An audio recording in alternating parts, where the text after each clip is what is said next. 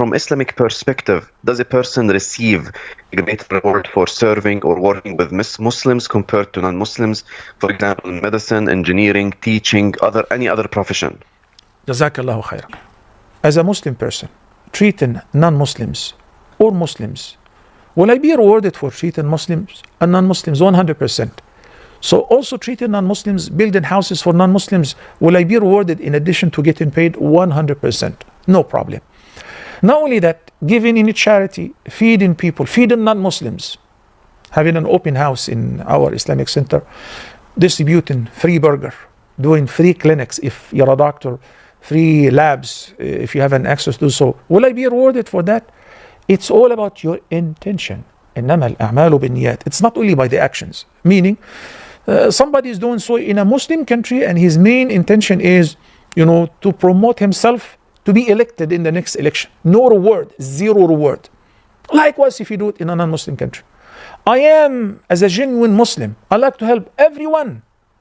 Everyone. Some of my students who are doctors in BLR College and many medical schools and hospitals, they know what I'm talking about because this is what I teach them at school and before they graduate, and before their residency and during their residency.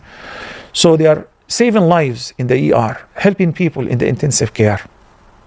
Will they be rewarded for that? As a Muslim, as a sheikh, 100%.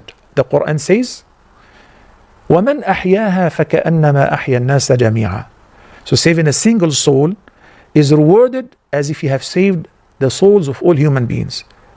The Quran did not specify whether it is the soul of a Jewish or Christian or Muslim or even an atheist.